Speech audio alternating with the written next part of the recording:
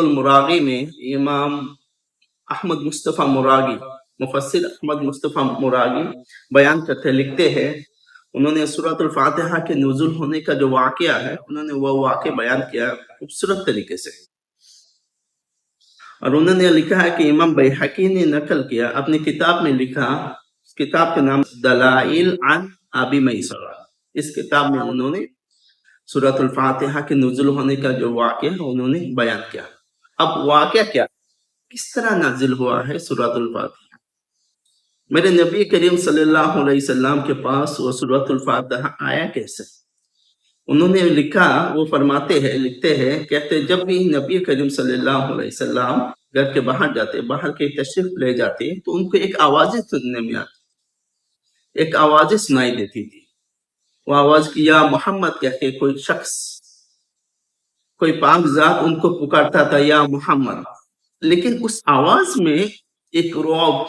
ایک خوف، ایک دہشت تھی۔ جب نبی کریم صلی اللہ علیہ وسلم اس آواز کو سنتے تھے، سننے کے بعد وہ ڈر جاتے تھے، یہ چاروں طرف دیکھتے تھے کوئی ہے ہی نہیں، لیکن آوازیں کہاں سے آئی؟ تو وہ ڈر کے سیدھا گھر آ جاتے تھے۔ تو گھر آنے کے بعد انہوں نے وہ پورا یہ واقع ہوا ہے، وہ سیدہ خدیجہ الکبریٰ رضی اللہ تعالی عنہا سے بیان کیا۔ انہوں نے کہا کہ میں نے ایک آواز سنی، کوئی مجھے پکار رہا ہے یا محمد کہہ کے، لیکن مجھے بہت ڈر لگ رہا ہے اس آواز سے، کیونکہ اس آواز میں بہت دہشت تھی۔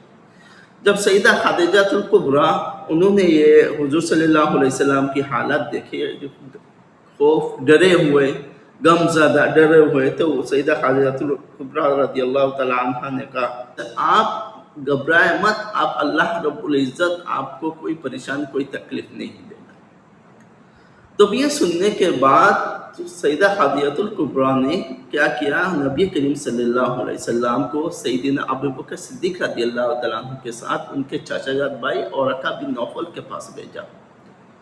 جائے آپ حضرات، آپ لوگ ان کے پاس جا، ان سے جا کے یہ پورے واقعہ بیان کریں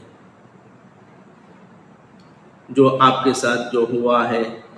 جو ان کے ساتھ ان کے سامنے بیان کریں۔ جب نبی کریم صلی اللہ علیہ وسلم ورقہ بن نوفل کے پاس گئے، جانے کے بعد پورا قصہ بیان کیا، میرے ساتھ ایسا ہوا ہے، اب مجھے ڈر لگ رہا ہے۔ ورقہ بن نوفل نے کہا ایک کام کرو،